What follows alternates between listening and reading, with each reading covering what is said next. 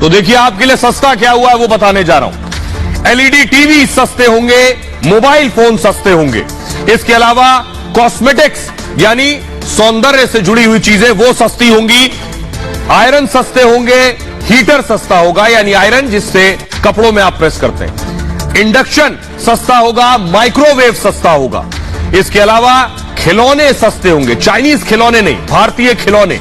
और मोबाइल कैमरे के जो लेंस है वो सस्ते होंगे। इलेक्ट्रिक गाड़ियां सस्ती होंगी, आर्टिफिशियल हीरे और उससे जुड़ी हुई ज्वेलरी जो है वो सस्ती होगी। कैमरे का लेंस जो है वो सस्ता और साइकिल सस्ती होगी।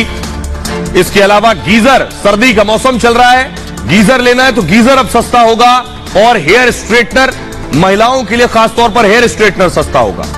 खेती का सामान, जो खेती से जुड़ी हुई चीजें, किसानी से जुड़ी हुई चीजें वो सस्ती हो जाएंगी। बायोगैस से जुड़ा सामान सस्ता होगा, खासतौर पर उन जगह पर बायोगैस प्लांट होता है जिन्होंने खुद का डेयरी लगाया हुआ है।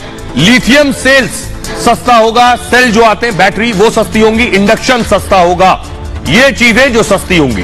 अब महंगा क्या होगा ये आपको बताता हूं। सिगरेट स्वास्थ्य के लिए हानिकारक है तो सिगरेट महंगी होगी।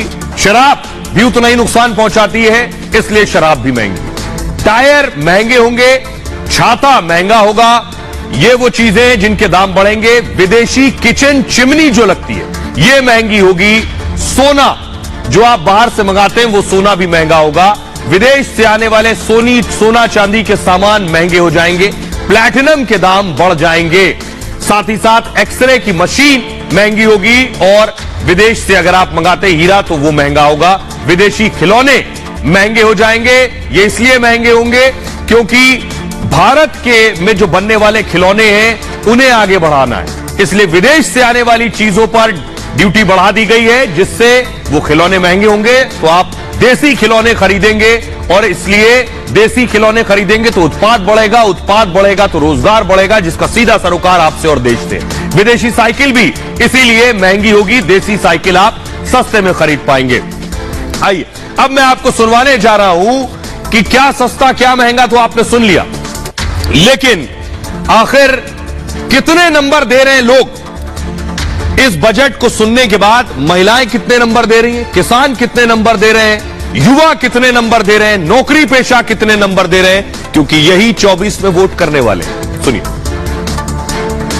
आप एक बड़े विजन से बजट देते हैं जिसमें समग्र अर्थव्यवस्था का ध्यान रखते हैं, चुनौतियों का ध्यान रखते हैं, तो थोड़ा बेहतर नंबर पड़ता है। तो इसलिए फिर भी मेरा मानना यह है कि बहुत अच्छा बजट है, 9.5 नंबर दूंगा।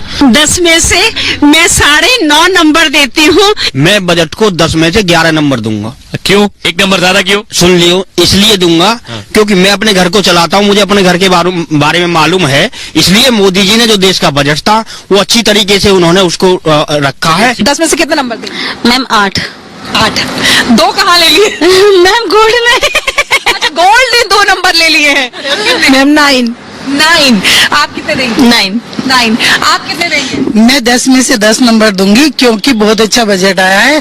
और रही बात यह, हमें गोल्ड से कोई लेना देना नहीं है। हमें तो ये चाहिए कि मोदी जी आगे भी आए, क्योंकि हमारे देश की रक्षा के लिए, किसान और जवान के लिए अगर वो बहुत अच्छा कर रहे हैं तो हमें उस गोल्ड की जरूरत थी। मैं 10 में से 11 बेशक दूंगी, लेकिन 9 नहीं दूंगी, 10 में से 10। देखिए 11 भी देने के लिए महिलाएं इस बार तैयार है। जिस तरीके का बजट, आप कितने देंगे? 10 में से 10। 10 में से 10 देंगे। आप कितने? 10 देंगी।